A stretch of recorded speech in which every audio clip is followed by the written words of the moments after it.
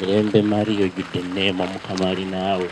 Wowe omukisamba kaziba naawe neyinza omwana w'endaayo neyinza omwana w'endaayo naye wa mukisa.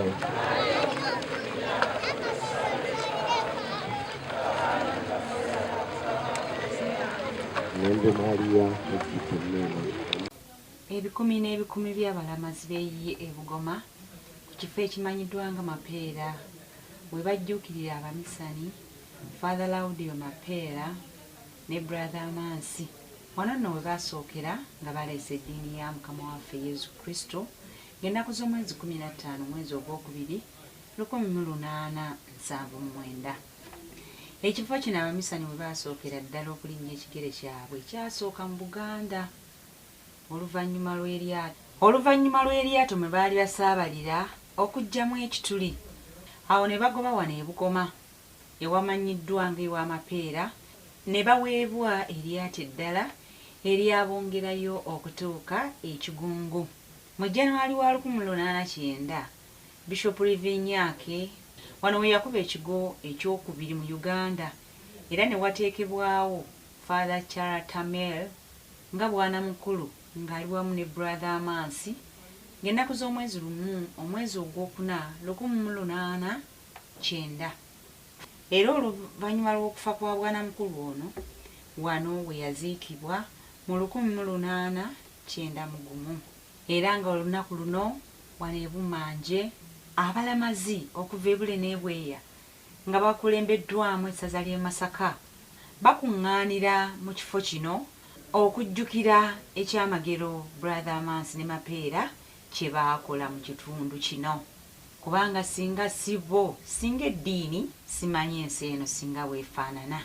N'olw'ensonga eyo omusumba w'essaza ly'e Masaka Silverus Jumba yabitaddemu engatto wamu n'ebikumi by'abalamazi ne balamaga mu kifo kino. BC Media byonna bisoboka. Tugenda kubeera nga tukutuusaako emikolo gyonna nga we gyatambudde. Bishop Jumba wano we yasinzidde n'asaba abazadde okufaayo ennyo eri abaana nga babalambika mu nnono baleme okutwalibwa obufumbo obw'ebikukujju obukyase ensangi zino. Era wano wasabidde abazadde okwekenneenya ennyo eri abo abantu bonna abawa abaana baabwe obuyambi beegendereze naddala eyo mu masomero ate era babeegendereze kubanga abamu tebakkiriza baana abo kusula mu maka g'abakadde baabwe. Bo bennyini baagala basule bo bwe baagala. Abalamazi mwenna mwebale kufaayo okwagala ddiini yammwe. Ate era mu budde buno tuli mu mwezi ogw'okujjukira abajulizi ba Uganda abatuukirivu. Awo nno tusabe abajulizi ne Maama Biikira Maria kabaka w'abajulizi ayongera okutaasa ensi yaffe. BC Media byonna bisoboka ffe twewaayo okutuusaako buli kimu ekigenda mu maaso naddala ebyekuusa ku kutendereza ku kwagala Omukama.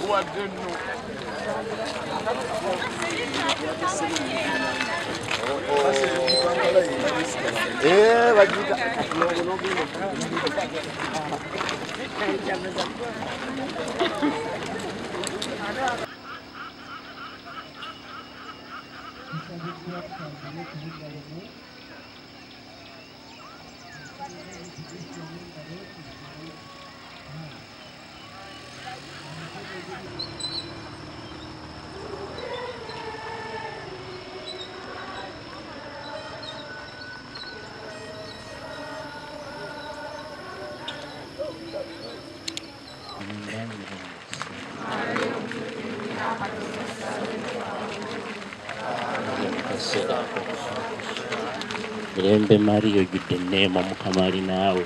wowe omukisa bakazi bonna nayinza omwana w'endaawo naye nayinza omwana w'endaawo naye wa mukisa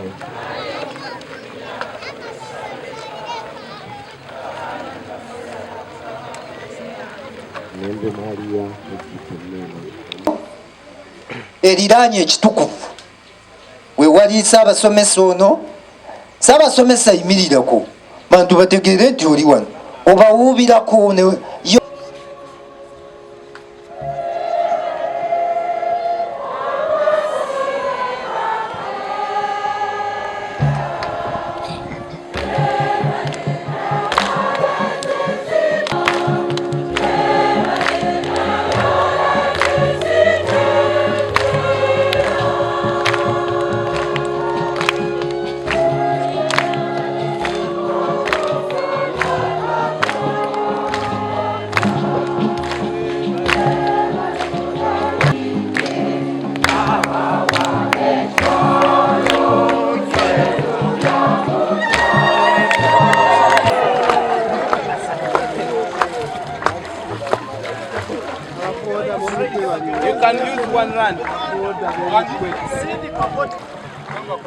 You can use one hand. Yeah, like that.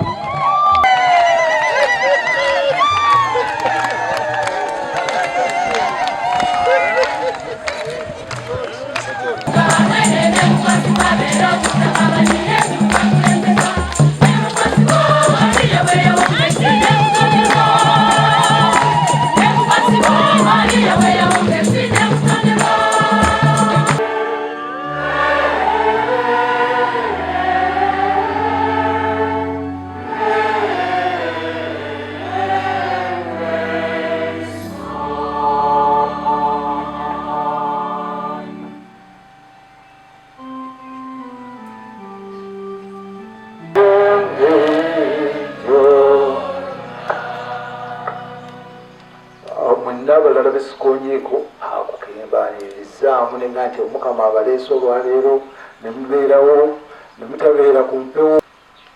Buli muntu anoonya scholarship bagiyita batya basali na sponsorship y'omuntu gwogamba nti alina obusobozi obwerwanako situwali ayinza kufuna ssente mulundi gumu naye kakati omwana ng'oli akugamba nti musponsalinga kyokka musponsalinga asula eno mu kampu mukiwulira baba bakolayo ki naawe tomanyi nange simanyi oba omwana bamusponsalinga gwe omuzadde we gendayo ofune obuyambi ate obuleetewa ku sukulu n'okubasomesa eddiini okubayigiriza nti ekiragiro eky'omukaaga weekiri okubayigiriza nti gwe muzadde we kwe tunywerera ne tutuuka n'okutegeera ebyo bye tusuubira okukkiriza kwe kutuyamba okukakasa n'ebyo kati ebitakola ki ebitalabika. Kati ffe tuli mubiri naye Katonda avuga nti mbeere batuukirivu nga kitamu bwali oba omukulu wali mutuukirivu twenaanuule ate natugamba nti mwefaanaanyirize kyevudde ndeeta akagambo kali ako oluzungu abamanyi oluzungu bategeere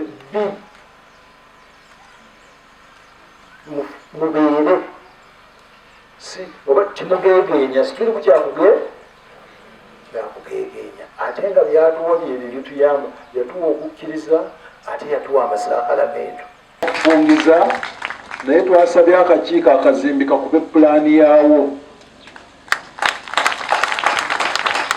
kubanga ekifo kino era kifo kya byabulambuzi oba oliawo tuba tutunafuna maanyi ate omulala naava ebweru ng'alina amaanyi gatutaddemu era netukikola kyokka ffenna nga bwemulaba ebifo byaffe ekijjanga okukulembera kabuyonjo mukategedde akategeerekeka kekajjanga okukulembera ebirala byonna.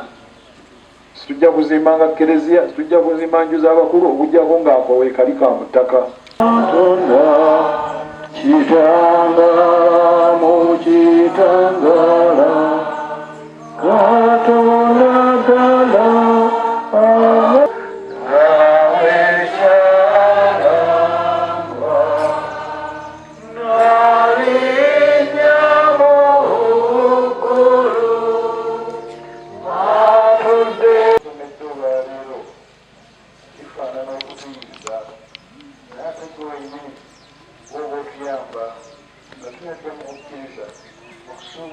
n'obukwagala otufuule era tubeere abatuukirivu.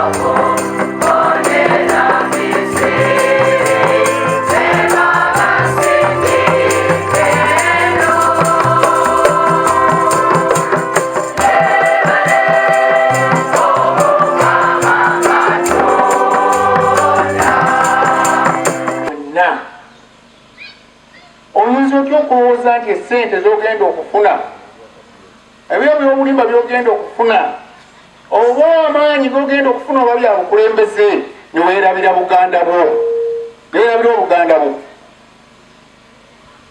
Si Bishop otukoze bulungi, kubanga bw'obadde oyigiriza otubuulidde amakulu g'obuwangwa n'ogamba abakulu bano bakuuma obuwangwa. Mwe muli abaki banaabayita batya nga temulina buwangwa bwebawukana ku bintu ebirala, ne musuulawo obuwangwa bammwe, ne musuulawo buli kamu. Kati era n'omuntu omubi wattu omwana w'omuntu omubi nga yazzeemuwo ng'omanye omusajja oyo batugeze mubbi, naawe mutabani we batomutya.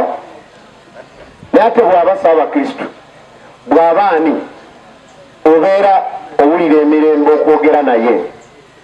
Y'ensonga basuddeyo bonna gamba ku mulimu gwabwe. Their cardinal role ng'abazadde bagusudde. Lwaki? Kubanga tulina kaakati ebintu bingi nnyo bye tutunuulira. Tuli mu kye bayita digital world. Ebintu kati byakyuka. Omuzadde byalaba ku TV byayagala okukola omwana we okuba kuyisa omwana we. Naye tusudde nnyo obuwangwa n'ennono, tusudde nnyo ennono naddala ffe Abaganda, kubanga tulina emitendera mwe tutambulira nga tukuza abaana baffe. Nze nebaza Mukama Katonda nti nazaalibwa mu ow'Abakatoliki. Tulaba nti owasinga busembedde kumpi.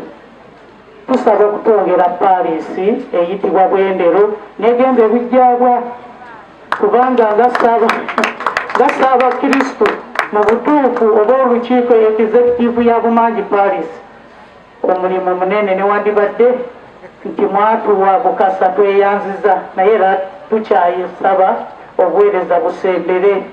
Kye tusaba twongere okutambuza obulungi Obukatoliki.